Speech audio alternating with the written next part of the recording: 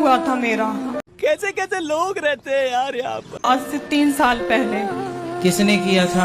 मुझे नहीं पता क्या था क्या नहीं था, क्योंकि पहले मैं बहुत वैसी थी, मतलब अच्छी लगती थी, सारी चीजें थी, घर में रहती थी, पढ़ाई करती थी। मुझे नहीं पता कौन था कौन नहीं था। 3 साल पहले? 3 साल पहले। आप कितने वर्ष की थी उस समय? 17 साल की।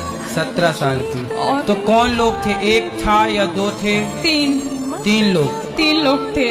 तो आपने पहचाना नहीं? नहीं, मैं घर से स्कूल ही जा रही थी, उस टाइम पे मेरे सर पे डंडा मारा और उसी मंदिर में मेरा रेप किया।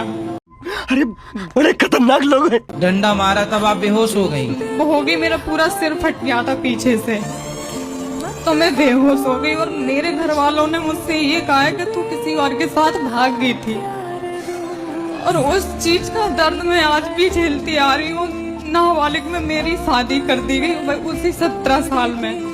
तो शादी हो गई आपकी? हाँ, एक ऐसे लड़के के साथ जो कि मैं 17 साल की और वो 31 साल का था। तो अब कहाँ है वो जिससे शादी हुई थी? मुझे नहीं पता कहाँ है वो भी। उसको ये चीज पता चली, साल भर बहुत मारपीट, इतनी मारपीट के मुझे खाना भी 2 दिन की बासी तो देता आपके था। पिता ने आपका सपोर्ट नहीं किया? नहीं किया, उनको लगता था कि मैं किसी के साथ भागी हूँ। आपने पुलिस कंप्लेंट नहीं की उन लड़कों की? नहीं की, क्योंकि जब मैं अपने घर वालों को मिली तो उन्होंने 6 महीना मुझे कमरे में बंद कर दिया। अरे बड़े खतरनाक लोग हैं।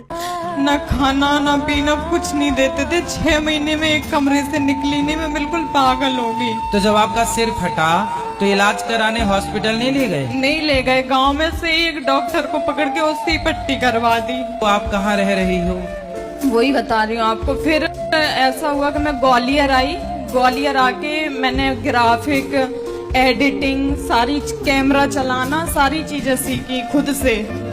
जॉब भी करती थी और सीखती भी थी। ठीक है। इससे मुझे अच्छा काम भी मिलता रहा, पॉलिटिकल काम मिलता रहा, और मैं करती रही। तो घर वालों को लगा कि मैं अब ठीक ठाक हो गई हूँ, तो मुझे बुलाने लगे। पहले कोई सपोर्ट नहीं कर रहा जब था। आप पैसा कमाने लगी तो बुलाने लगे? वाह। अभी दिवाली पे वो लोग परेशान थे, तो मेरे पास फोन आया कि बेटा पैसों की जरूरत है, ये कलर करवाना है, ये करवाना है। मैंने 60,000 रुपए उनको डाल दिए, बिना कुछ सोचे, बिना कुछ समझे। मैं खुद की हालत नहीं संभाल पा रही, तो कल मुझे घर से निकाल दिया उन लोगों ने।